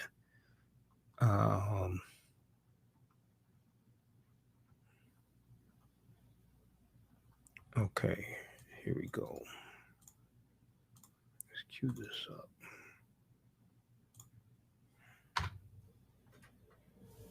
Media. Absolutely. I mean, I'll just pick up right where Dream left off, is that we needed this, but so much more, right? This is just part of closure towards healing, and we don't have the infrastructures in place for there to be healing. We both need people like Dream and other creatives to tell the stories that humanize Black women and girls, that center survivors, but then we also have to dismantle all of the harmful narratives that are out there that dehumanize Black women and girls. One of the reasons why Dream and I have been friends for a long time, decades, shouting this from the rooftops. One of the reasons why we were up against people not caring, not believing us, not believing Black women and girls, talking about Black women and girls, is because of many of the harmful narratives that there are out there about us, that over-sexualize us, that actually define us as being property to Black men. All of the ways that people are desensitized to our pain and to our trauma has to end. So what we're at now is a crossroads. We can change the conversation. These women, not only the survivors who spoke up, the survivors who did not, the organizers from You R. Kelly have created the conditions for us to build something else. The criminal legal system can only get us but so far. This, Aisha, from all of the topics that you cover on your show, right? Like you said, it can provide punishment sometimes, but we need much more. And also we deserve so much more. I got these beautiful Black women here, and I want y'all to just let's talk about the real elephant in the room that Monifa just hit upon. Dream, you sat in rooms with so many of these survivors and heard their stories with your heart bleeding, knowing that so many people in our community actually never wanted to hear their story. Remember, we were all stepping in the name of love and pretending that none of this was going down.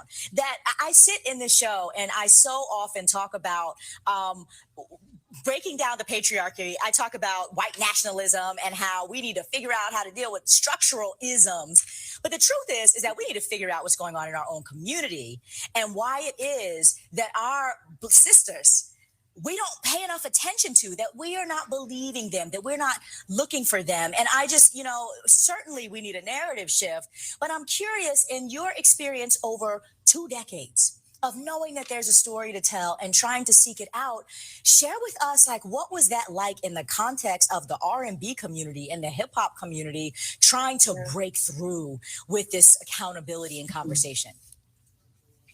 Well, the R&B and the hip hop community are Black folks. It's the Black community. R.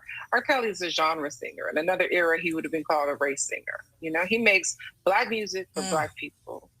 And so he's uniquely our problem. He's, he has had the currency and love of Black people, the love as currency from Black people for decades, right? This question that Monifa brought up about narrative is true. But the other side of that narrative is the one that we have around protecting Black men at all costs, And so our instinctual, and this is a Black feminist, kind of clarion call, conundrum. It's one that we inherit, from decades of Black feminist literature, Black feminist activism. Here I'm thinking about Ntozake Shange writing about childhood sexual trauma in her play for Colored Girls.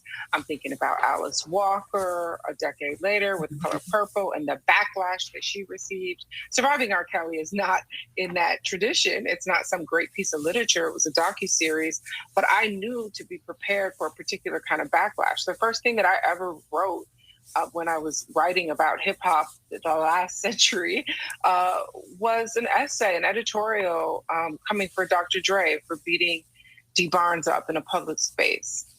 This is pre-internet. Right. Yeah. And no one wanted to hear it then. No one stopped listening to Dr. Dre. Dr. Dre, his products are in most people's homes right now, Mm-hmm. So this question about, the value that we give Black women is a longstanding one. It feels Sisyphean at times, like we're pushing a rock uphill that just keeps coming back down on us. But I know that this is the work.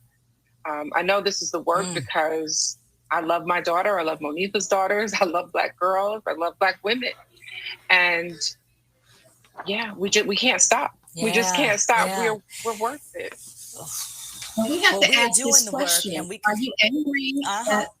Now, I just want to say really quickly, we have to ask this question: when people attack Dream because of this film, and their attack is like, well, why don't you talk about all of these white predators? It's like, are you mad that she's not talking about white predators, or are you upset because she is standing and defending Black girls? And when you really read the critiques, people are upset at us. So it's not just that people erase or don't care about our pain and suffering. It's almost like also, how dare you? How dare you stand up for Black women and girls? And so we're saying in this moment, we've done it then, we're doing it now, we always will be. And we're going to do it more and lean in. And if you don't like it, then maybe you are part of this structure, this rape culture. You know, the old people say the one that got hit, the one that hollers is the one that got hit. I always think of that when I see Dream being attacked for standing up for Black girls. Yeah. But by the way, my being attacked, I'm sorry, can I say one last thing? That my being attacked was the least stuff that these girls do.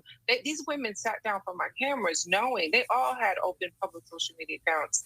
And to this day, Geronda Pace was posting yesterday, wondering too about Joy Savage and her safety and sending her some love.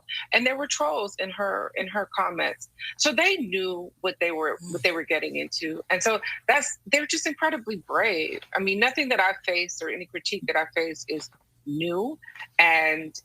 But they really have been getting the brunt and the bulk of that. And when it comes to advocating for Black girls and this whole them first movement that kind of began by Black men saying that somehow Me Too was targeting Black men disproportionately, that's just not true. I mean, the victims of Jeffrey Epstein, a hedge fund manager who never had a hit song or any cultural significance until the reporting about him out of the Miami Herald blew his story wide open. His victims got more airtime. This is just data. They got more time in the press, on television, than R. Kelly's victims did. You know, the same way that we can measure missing women and missing girls. It's the exact same thing. And I care about Ashley Judd and Gwyneth Paltrow and Angelina Jolie, but that's not where I'm going to spend my time and my treasure advocating. So, well, I got to tell you. Arguments about that. Yeah.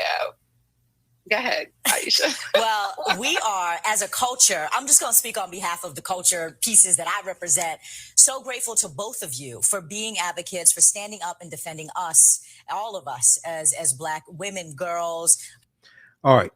So that was from Black News Channel, Aisha Moody Mills, Amplified. That's from September 28th, 2021. We'll post a link here. She was speaking with President and CEO of Time's Up, Monifa Bandele, and Dream Hampton, who was the producer of Surviving R. Kelly. Okay, let's see. Let's go to that link. And let's post the link here. That's clip number 3. So you can watch it in its entirety. All right. So look, hey, we have to get out of here. Way over time. I want to make sure I got all that in because we ran out of time yesterday, and we're gonna have something else to talk about tomorrow. I don't know what else, but yeah, I know we're gonna have something else to talk. Oh, there's some other topics I was trying to get to a couple of days ago. We'll squeeze that in Thursday. I'm on Roland Martin Unfiltered on Friday, so we'll talk about that some on Friday. And I was going to give a quick brief overview here. So the 10-week online course, Ancient Kemet, the Moors, and the Ma'afa, Understanding the Transatlantic Slave Trade, what they didn't teach you in school. So I first started teaching this class in 2017 online. It evolved out of a 4.5-hour lecture that I did in January 2014. And just very, very briefly here, some of the things that we deal with in the course. And let's pull this up here. Where's that? Some of the things that we deal with in the course. Now, when we deal with the transatlantic slave trade, we can't start in 1619 in Virginia. We can't start in 1441 in Mauritania with the Portuguese going into Mauritania. We know August 20th, 2019 marked the 400th year anniversary of 20 and odd Africans who came into Point Comfort in Virginia, August 20th, 1619. And that year was also known as the year of return, and many African Americans were reconnecting to Africa and traveling to Ghana and other West African countries. When we discuss the transatlantic slave trade, we have to first understand that African people are the original people of North, Central, and South America, the original people of North, Central, and South America. And we've been in this land we call the United States of America at least 51,700 years. And these were the Khoisan, who have the oldest DNA on the planet. They come from Southern Africa. They're the ancestors of the Ainu and the Twa. And this is one of the books we use in the class. You don't have to buy any of these books to follow along in class. But Dr. David Imhotep deals with this in his book, The First Americans Were Africans, Documented Evidence. The first Americans were Africans, Documented Evidence. His book thoroughly documents the African presence in the Americas dating back at least 51,700 years ago, and in this country also. We were here before the people who we call Native Americans came into existence. Now, this does not mean the transatlantic slave trade did not happen. It just means we have to understand a chronology of history leading up to the transatlantic slave trade taking place. Now, we can't start studying our history in slavery.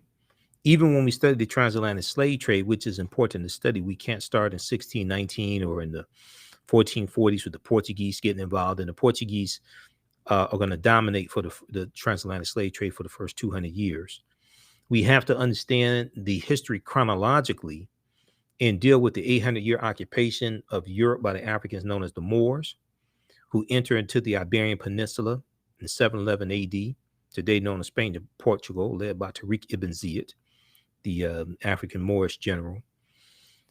And they're going to go in and conquer. They fight against the Vandals and the Visigoths. So in this course not only deals with the transatlantic slave trade, but thousands of years of history that leads up to the transatlantic slave trade taking place. All right, so that's this class here. We'll post a link. You can register for it. Class is regularly $130. It's on sale $80. We do the sessions live. All the sessions are recorded. You can go back and watch them anytime you want to. Okay, you can go back and watch them anytime.